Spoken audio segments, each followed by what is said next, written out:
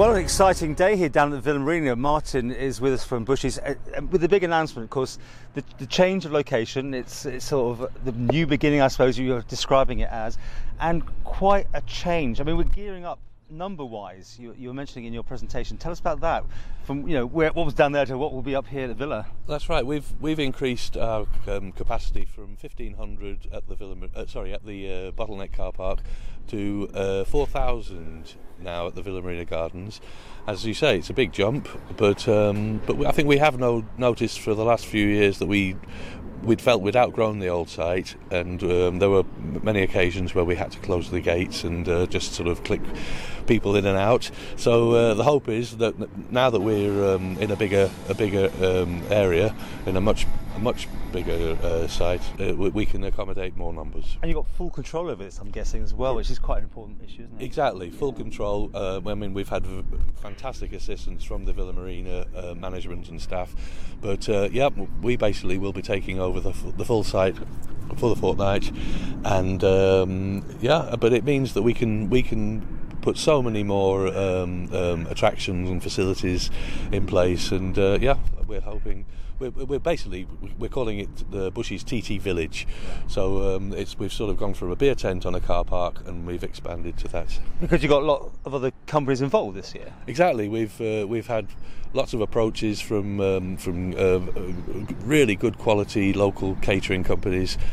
And also there'll be Fenoddery Gin will have their own pop-up bar, and the Foraging Vintners from Port Erin will have their own their local produce. So very exciting. Okay, let's talk about one issue: sound. Because at my house, which is a long way away in Titwick, I can hear you, but of course down there where you were, no one was really living there. But you have got houses and impact there. Is this going to be a problem? We're really hoping it won't be. I mean, we have addressed that, and with that in mind, the stage will be facing out to sea, so that the hope is that the people who are the nearest will be behind the stage, and the hope is that will minimise the disruption. We've also agreed to finish the music a bit earlier than we used to down at the bottleneck. So again, we're very mindful. We don't want to be causing a nuisance. We're hoping that this is going to be a site that we're going to be here for many years, and the last thing we want to do is get off on the wrong foot. How do you do the maths on the drink? Because you produce for down there. This is going to be 3 times the size you've had yourself. So you must have a lot of head scratching going on about, do you increase by that amount? I mean, exactly. It must be a bit of a pot, isn't it? On that, getting these numbers right. It's a bit of a dilemma, but again, I think we've got a pretty good idea of what. Certainly, we know what we've sold for 20 years, and we've got a pretty good idea of what we're hoping to sell. If we find ourselves, we have got a backup plan that we can draw on extra supplies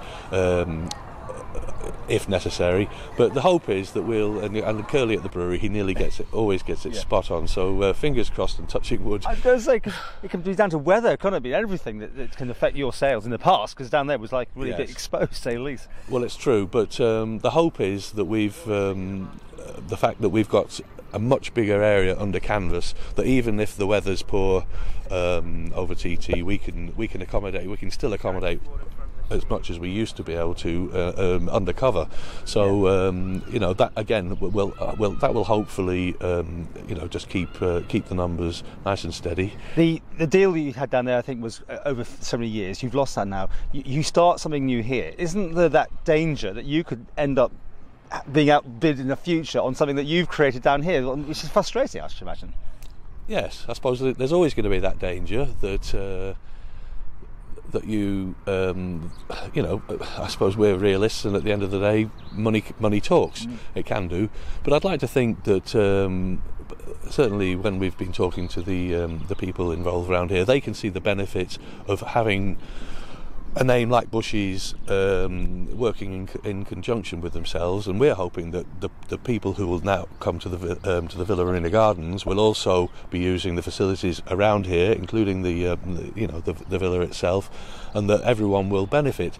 So, although yes, there might be a. I'm saying I do know what you're saying. You build all that up, but then you lose it to somebody else that comes in. I suppose we just have to address that if it happens. I mean, there were other sites before we settled on the gardens here. There were other sites available.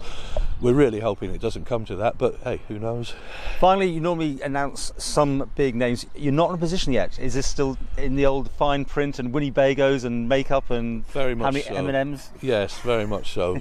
I mean, last year was the first year that we actually had a headline act when we managed to secure the lightning seeds. Well, you're looking for that sort of thing, are you? So that is the hope, but it's not the be all and end all. And if for any reason we can't do a deal, then so be it. Because for the previous 19 years were based on wonderful local bands who've really added to our atmosphere, and the hope is it can continue, and it would just be an added attraction. The icing on the cake. The icing on the cake. Now, besides obviously a big act like that, overall, will it be free to get in here like in the past, or will there be admission charges or what? The only admission charge would be if we had a headline act, other than the Manx Charity Aid Day, when there's going to be a minimum £2, obviously all going to charity. There's going to be a minimum of £2 entry charge. Other than that, all free.